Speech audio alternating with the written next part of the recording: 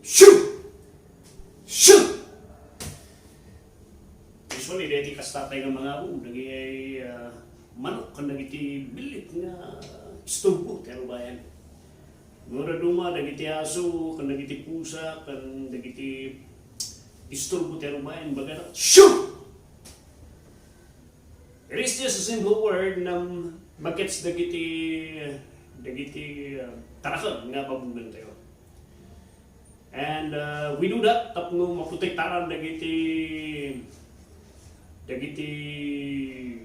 mula, maprotektaran dagiti tarakan, maaywanan dagiti mabalingang mabiktima dagiti nga hanting nga tarakan nga umumay or baka dati dadalan. So may baga tayo, shoot! It is just a simple word, but that is enough to scare away dagito nga predators or mangdadal iti arubayan tayo. I am reminded in Matthew chapter 16, verse 21, 22, and 23, after nga dinamag ni Kristo Jesus, dagiti disipulo na, when they were together, and kuna ni Jesus kanya sino ti panakaamuyo ni sino na? And the disciple says, kung natin na duma, si kani propeta Jeremiah, ni Isaias, kung nagiti na duma nga propeta. Haan nga di kahit ko, tikat ko nga sawan, kat haan nga di kat ko nga damdamagan no niya ti bagbagara kanya. Da kayo nga nakatkadwak ti manon nga taon, ang duwa, ang talon. Sino ti panakamuyo no sino nga?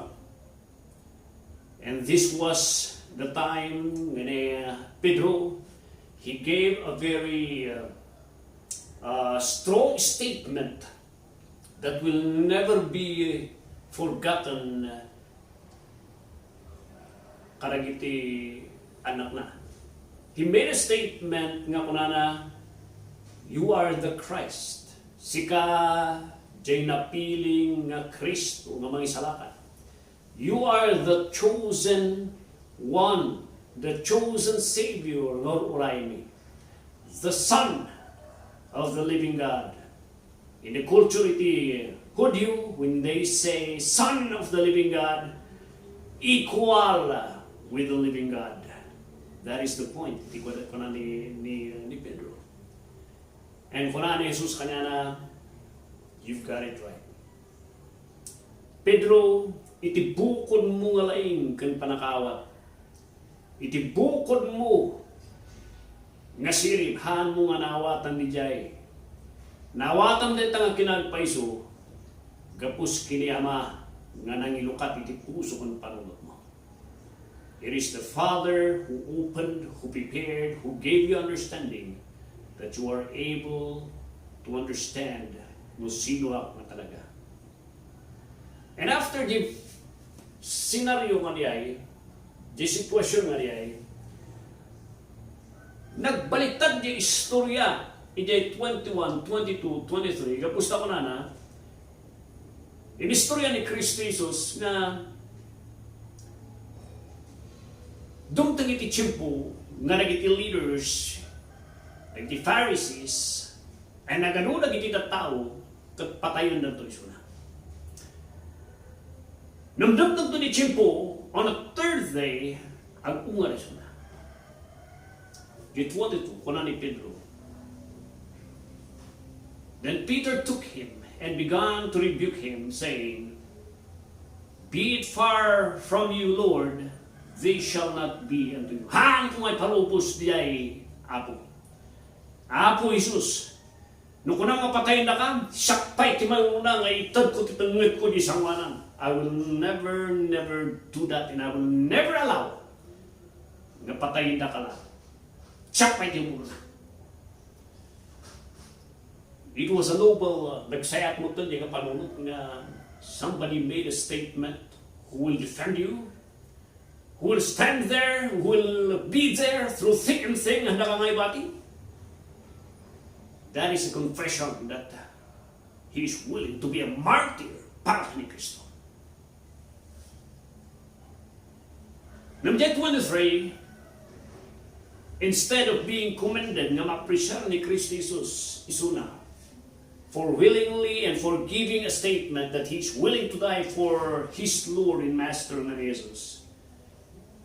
Nagbaliktad ti statement because kuna ni Jesus, you get behind me, Satan.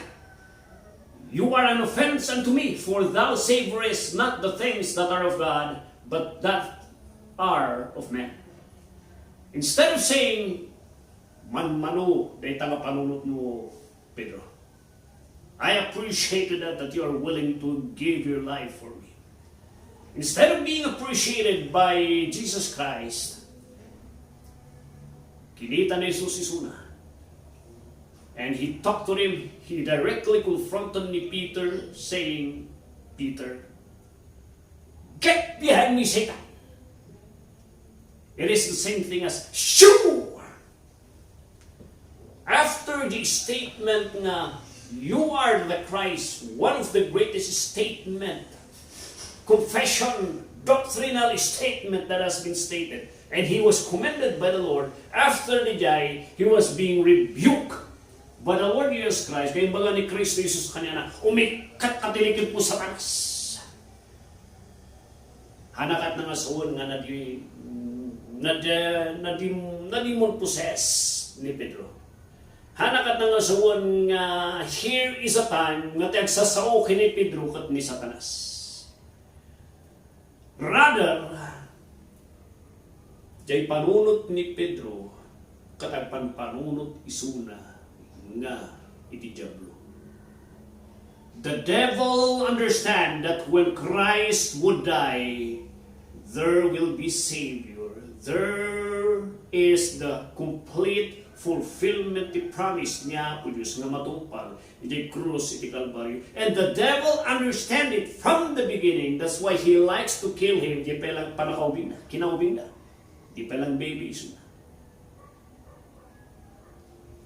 And for a long time, nagkakadwa ni Pedro, haan nga matumba-tumba ni Satanas, ni Jesus, he tried nga inayaywanan ti panunot ni Pedro ti idea nga seemingly nasayaat because he's willing to die for Christ.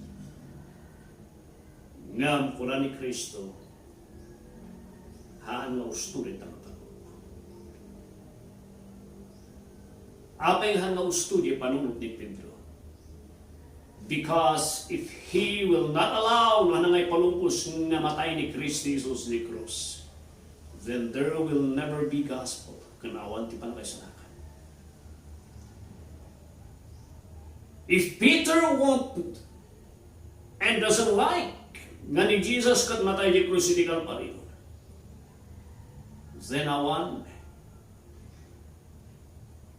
it is the same thing nga lablabanan na ti plano ni Diyos Ama nga nagaramid iti wagas ti panakaisalakan para iti tao. That statement in baga ni Pedro is a statement nga lablabanan na ti misyon ni Jesu Kristo as well. For what reason ngayon may ni Kristo Jesus? The very purpose ngayon man ni Kristo Jesus is to offer a perfect death through a perfect kind of life na nagbiag dito daga. In a perfect sacrifice nga mangitakan mangparot yung matitilis. Oh, for a long, long time, this is the plan of the devil, and this has been the plan of the devil, iti utok kan panunot ni Pedro nga hanang nga nasiputan. Thinking that he is thinking a noble thing para kini Jesus, but he was wrong. He has become an enemy ni Diyos Ama. He has become an enemy ni Kristo. He has become an enemy of the gospel. And he will be a traitor kadagiti minsahero ngay muna dagiti propeta if he will do that. Are you an enemy of the gospel, my friend? Lablaban ka ni Diyos Ama by stopping iti panakikasama iti Ebanghelyo. Lablaban ka ni Kristo Jesus by denying nga ginarami na di krus ti Kalbaryo at isulti mangisalakan. Lablaban ka ni Kristo Jesus by keeping your mouth shut that you do not like to speak iti minsay iti panakisalakan. Oh my brothers, iti Apo, haan nga nasiputan ni Pedro nga inuuba ni Satanas isunak at in-enjoy na ti pananguba ni Satanas. That is also a message kada tayo nga nabayang nga Kristiyano kan leaders.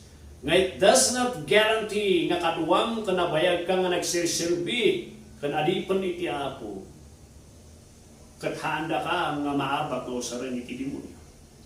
Look at what happened kini Pedro. He was there from the beginning iti ministry ni Kristo. Ingana niya panakaingana niya chimpo nga diay. But he never understand iti mission ni Kristo. That he need to die. Tapno matumpal ti plano ni Diyos Ama. Nga ada iti Ebanghelyo, nga mensahe, nga mangwaya-waya iti tao.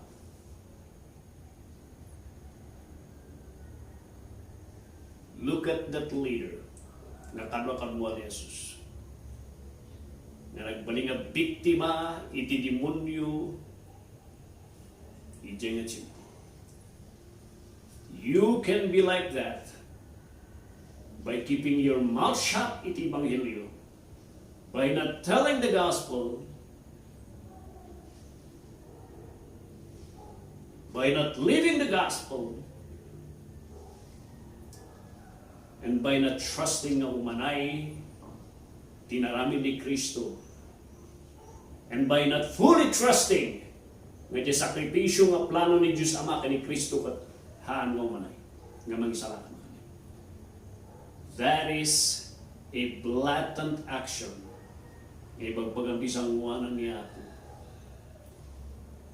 Here is a disciple ti Apo being nagbalin nga adipan kuniwat iti Diyablo after that time. Nagbeat lang.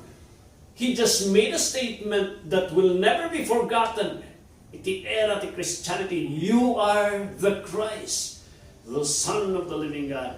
And after that, anagayam na naawatan di bagana. As a Christ, the Christ must die. And he don't like the Christ to die.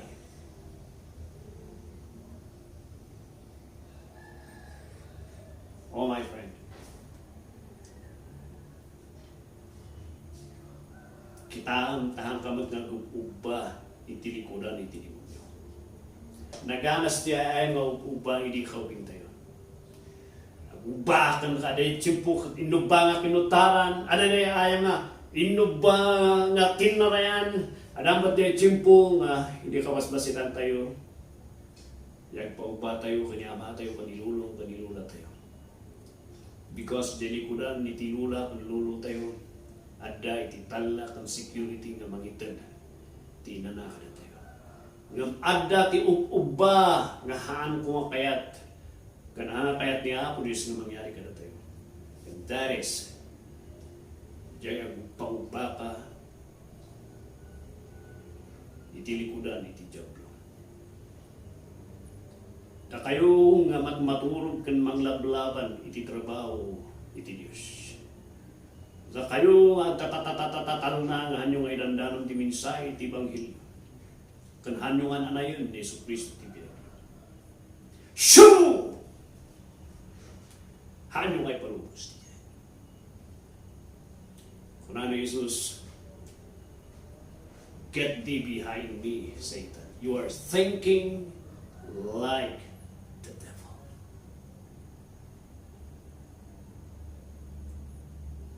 wake up. God bless.